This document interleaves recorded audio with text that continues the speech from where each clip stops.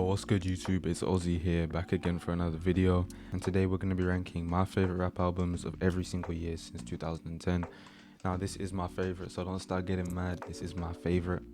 Let's just get straight into it. I got no more to say. For 2010, I have My Beautiful Dark Twisted Fantasy by Kanye West. Now Kanye dropped what many consider his best album this year, and honestly this album really changed the game. After the whole chaos Taylor Swift incident, he lost his mother as well.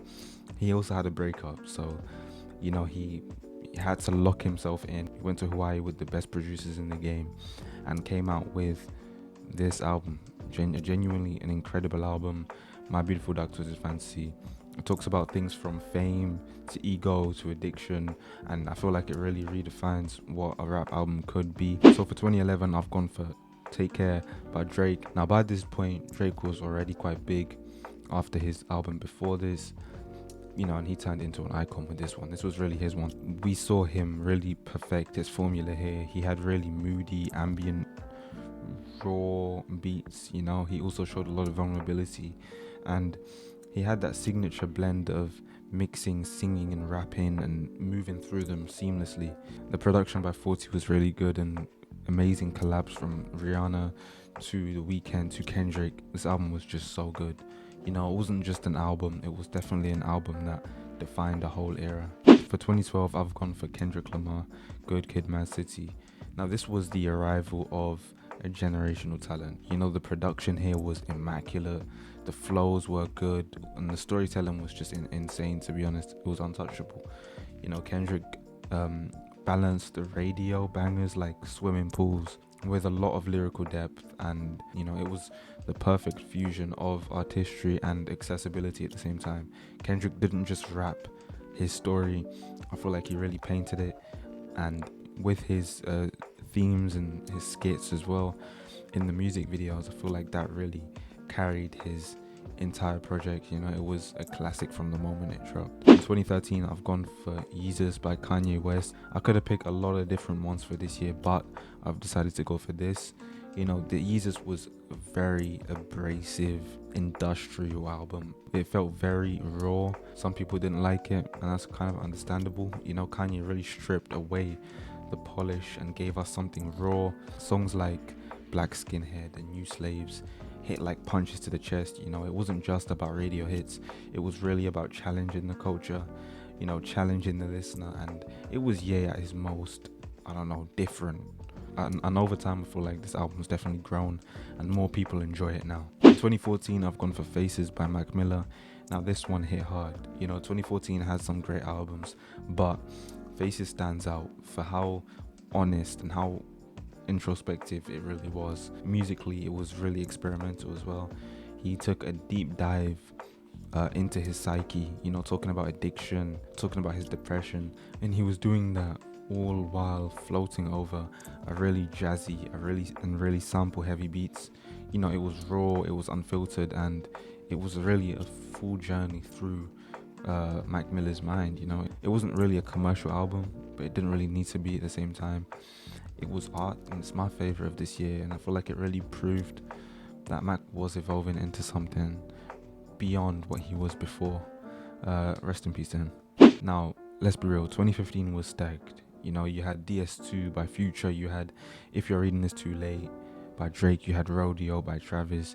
It was a golden year, but personally, Rodeo is a favorite for its innovation. Travis built a world that felt really futuristic and really wild, but in terms of cultural impact, I've decided to go for To Pimp a Butterfly. Kendrick dropped a politically charged, jazz-infused, poetic masterpiece that really tore into, systemic racism, self-love, trauma, and identity. It was a really bold, dense, layered album, and it wasn't just an album, it was really a statement, it was a movement, and it was an evolution for hip-hop as a whole. Now onto 2016, out of nowhere, Tribe Called Quest reunited and dropped a final masterpiece, and it was everything we didn't know we needed. This was a return to the golden era with modern day urgency. The album was powerful, it was a really good farewell, and it really celebrated Tribe's legacy. It was addressing social issues political unrest. Now, I wasn't really alive for their prime, but I can only imagine how good it was. It was really soulful, it was really intelligent, it was heartfelt at the same time, you know. I felt like it was really a perfect bow out from legends. Now for 2017, I've gone for Big Fish Theory by Vince Staples. Now this was a wild and really a bold left turn in sound. You know, Vince gave us a really electronic techno influenced beats and matched them with really sharp, cynical beats about fame, about mortality, and about the internet as well. You know, it was one of the most experimental albums that I've ever heard coming from a hip hop artist, and it really worked. You know, it was clean, it was concise, and it was really hard hitting. Big Fish Theory stood out in a year where other big drops like Damn by Kendrick Lamar and More Life by Drake had the charts on lock. But yeah, Vince brought something fresh to the table and walked away with an amazing album here. In 2018, I've gone for Astro World by Travis Scott. I understand this is kind of generic, but I'm going for my favorites and what I believe is my favorite. It was popular for a reason, you know what I'm saying? This was Travis really realizing the sound he's built for years, you know, atmospheric trap. You know, Astro World was more than just an album, it was really an experience. You know, the transitions, the features, the production. Travis really made the mainstream bend to his world. You know, it's got the hits, it's got the depth, and it really made him, in my opinion, a certified superstar. This is really, Rodeo is my favorite album from him, but this album really stood out for me. Honorable mentions for this year go to Kids See Ghosts, Daytona by Pusha T, Die Lit as well by Playboi Carti, which was really good. 2018 had really good songs across the board. Now for 2019, I've gone for Psychodrama by Dave.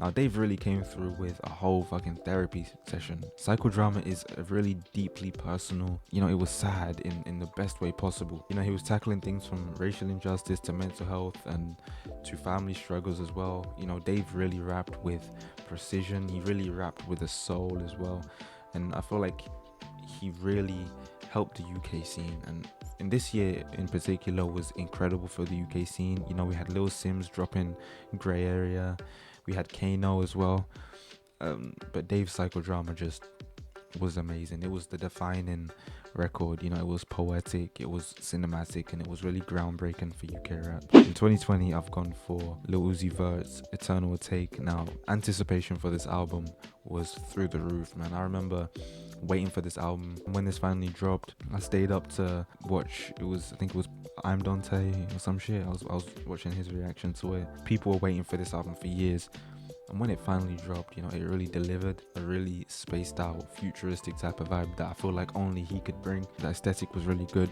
around the album as well, and it felt really modern. Honorable mentions for this year go to J Electronica, Written Testimony. I really like the album. You had 21 and Metro dropping Savage Mode 2, and Polo G the GOAT. This was quite a good year, if we're being honest. In 2021, I've gone for Lil Sims, Sometimes I Might Be Introvert. Now, this year was incredible for hip hop. Sims' album was masterful. It was just a masterpiece. Now, this album for me is still my favorite hip hop album of the 2020s so far. I don't know how to explain it, but this just hit. You know, it was a really grand, orchestral, beautiful album. And if you've watched my videos before, you've probably heard me speak on this album before and speak about this album in such high regard, because I just love it in so many different ways. You know, you press play, you go straight into an orchestra. You know, it didn't give you no time to really get into it. It just hit you straight away, and it really carried that energy throughout the whole album. And it was just so good in so many ways, you know. And for UK rap as well, this year was quite good. We had Dave drop We're All Alone in This Together, obviously one of my favorite albums as well. JPEG Mafia dropping LP, which is an album that really could have won this year, but I've gone for Lil Sims. You know, sonically, emotionally, intellectually, in so many ways, it was just the best album this year. Genuinely was. In 2022, I've gone for Melt My Eyes and See Your Future by Denzel Curry. Now, Denzel definitely dropped his most mature and emotionally resonant album yet. You know, Melt My Eyes really showcased growth. It really showcased his vulnerability and his lyrical strength, while still bringing out that signature energy we know Denzel Curry for. And it was really, in my opinion, a step forward in every way.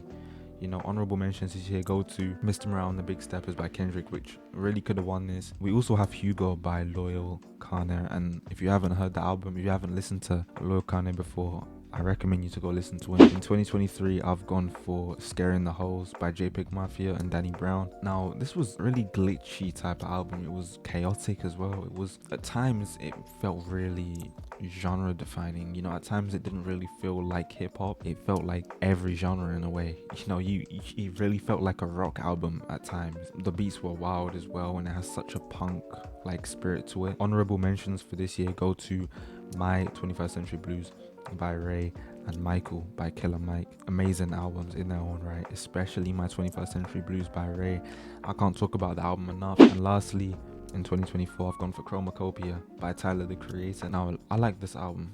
You know, he returned with a colorful, genre-bending masterpiece. You know, dare I say this was a masterpiece? You know, it was cinematic, it was emotional, it felt really ambitious as well, and I feel like he really hit the nail with this. You know, he was blending sounds and styles in a way that I feel like only Tyler could. You know, it really continued his streak of excellence. I don't think he's had a bad album ever. Honorable mentions for this year obviously go to GNX. So that is it for my video. If you enjoyed, please hit the like button down below and subscribe. And yeah, that's it.